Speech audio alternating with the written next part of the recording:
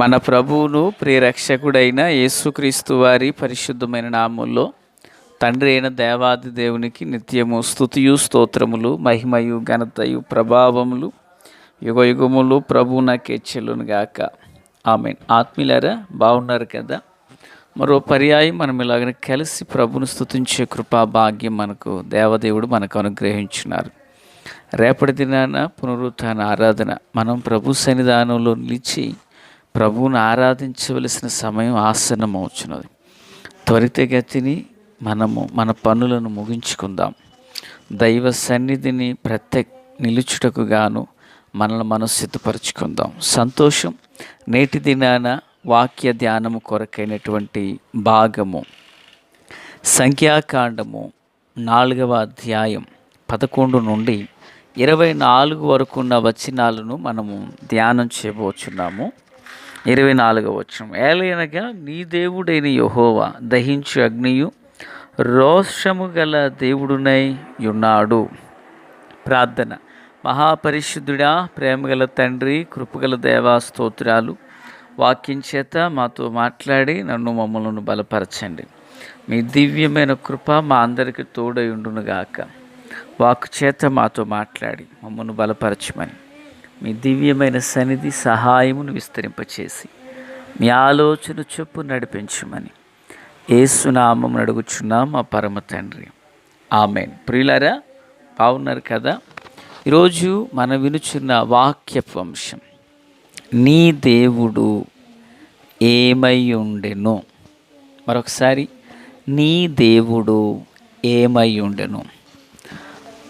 ప్రియులారా, ఓ సేవకునిగా నేను మిమ్మల్ని అడిగితే నీ దేవుడు ఏమై ఉండెను అంటే బహుశా మీరు చెప్పవచ్చు, ప్రభువుతో మీకుండిన ఆ లోతైన ఆత్మీయ అనుభవాలను బట్టి, నా దేవుడు కరుణా సంపన్నుడండి, నా దేవుడు కృప చూపే దేవుడండి, నా దేవుడు వాత్సల్యతను అనుగ్రహించే దేవుడని ఒక్కొక్కరు ఒక్కొక్క అనుభవాన్ని పంచుకొనవచ్చు. దైవజనుడైన మోషే ఇశ్రాయేలు ప్రజల యొక్క సంభాషణలో ప్రభువును గురించి ఏం చెప్పారో ఈ వచనాన్ని బట్టి మనకు అర్థమవుతుంది. ఇశ్రాయేలు ఏలయనగా నీ దేవుడైన యెహోవా దహించు అగ్ని. వింటున్నారా? ఇశ్రాయేలు దేవుడు ఏమై ఉన్నారు? దహించు అగ్ని అట.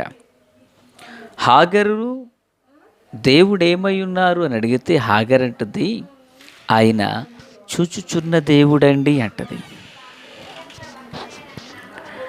హన్నా, నీవు ఆరాధన చేసిన దేవుడు ఏమై ఉన్నారు అంటే హన్నా అంటది, ఆయన కృపా వాత్సల్యత కలిగిన దేవుడండి, నాలాంటి అభాగ్యురాలను సైతం ఆదరించిన ప్రభు అండి అని చెప్తారు. అలాగనే ఈ వాక్యాన్ని వినుచున్న ఆత్మీయులారా, మిమ్మును కూడా నేను అడిగితే ఒక్కొక్కరు ఒక్కొక్క ఆత్మ సంబంధమైన అనుభవాన్నే మీలో మీరు పంచుకోవడం జరుగుతుంది. నన్ను అడిగినా నేను ఒక అనుభవాన్ని చెప్తాను. అయితే ఇశ్రాయేలు దేవుడు ఏమై ఉన్నారు, ఇశ్రాయేలు దేవుడు ఏమై ఉన్నారు అని దేవుని వాక్యపు వెలుగులో చూస్తే ఆయనట దహించు అగ్ని అయి ఉన్నారు. ఆమేన్. మనం ఆరాధన చేసే దేవుడు దహించు అగ్ని. దహించు అగ్ని. మనం ఆరాధించే దేవుడు దహించు అగ్ని. ఆయనకి ఎన్నో పేర్లు ఉన్నాయి. ఆయనకి ఎన్నెన్నో పేర్లు ఉన్నాయి. ఆ పేర్లలో ఒక నామం ఏంటా నామం అంటే ఆయన దహించు అగ్ని. దేవుని వేదవాక్యాన అగ్నిని గూర్చి మనం ధ్యానించినప్పుడు 1 కాదు 2 కాదు పిల్లరా, ఇంచుమించుగా వేదవాక్యంలో ఆది కాండం ఆరంభం నుండి ప్రకటన గ్రంథం వరకు ఈ అగ్నిని గూర్చిన ప్రస్తావనలు, పదజాలము మనకు కనిపిస్తుంది. ఆది కాండం 15వ అధ్యాయం 17 దగ్గర స్టార్ట్ అయితే ఇంచుమించుగా అనేక పుస్తకాలలో కీర్తనలు, పాఠ్యభాగము, చరిత్ర, కావ్య గ్రంథాలు, ప్రకటన గ్రంథం వరకు పత్రికల్లో ఎన్నో చోట్ల అగ్నిని గూర్చి చెప్పబడింది, అగ్నిని గూర్చి రాయబడింది. ఆత్మీయులారా, క్రీస్తునందు నాకు అత్యంత సన్నిహితులారా, అంటే ఆయా సందర్భాలలో అగ్ని తీర్పును సూచించింది, అగ్ని ప్రార్థనకు జవాబుగా వచ్చింది, అగ్ని అగ్ని దేవుని ఉగ్రతను సూచించింది. ఎన్నో సందర్భాల్లో ఎన్నో విధాలుగా అగ్నిని ప్రస్తావన చెప్పబడింది. అయితే ప్రియులారా, ఇప్పుడు ఉదాహరణ సొదొమ గొమొర్రాలను వారు చేసిన అక్రమ కార్యాలకు దేవుడు తీర్పది. ఏలియా బలిపీఠం ఉంది, చేసిన ప్రార్థనలకు దిగి వచ్చిన జవాబు అది కదా. ఎన్నో సందర్భాలలో అగ్నిని గురించిన ప్రస్తావనలు ఉన్న ప్రతి చోట అగ్నిని గురించి మాట్లాడిన చోట ప్రభువు కాదు. అయితే ఇప్పుడు మన దేవుడు ఏమై ఉన్నారు అంటే ఆయన దహించు అగ్ని అయి ఉన్నారు. అగ్నికున్న లక్షణం ఏంటి ప్రియులారా? అగ్నికున్న లక్షణం, ఒక లక్షణాన్ని మనం జ్ఞాపకం చేసుకోబోతున్నాం. దైవజనుడైనటువంటి పౌలు గారు ఓ రోజు పత్రికను రాస్తూ, ఆ పత్రికలో అగ్నిని గురించి భక్త పౌలు గారు మాట్లాడుతూ ఆయన అంటారు అగ్నిలోనికి కొయ్యకాలు, కర్ర, గడ్డి ఇవి వేసినప్పుడు ఏమవుతుందంటే అది కాలి బూడిద అవుతుంది కదా. అదే ఆ అగ్నిలోనికి మనము సువర్ణాన్ని వేస్తే అది శుద్ధ సువర్ణంగా చేయుటకు దానిలో ఉన్న మస్టును, దానిలో ఉన్న ఆ చెత్త చెదారం కల్మషాన్ని అంతటిని అది తొలగించేస్తుంది. అంటే సువర్ణం ఏమవుతుంది? శుద్ధ సువర్ణంగా మారుతుంది. బంగారం మేలిమి బంగారముగా మారుతుంది. అంటే అగ్ని దాన్ని పరీక్షిస్తుంది, అగ్ని దాన్ని పరిశీలన చేస్తుంది. ప్రియులారా, వింటున్నారా?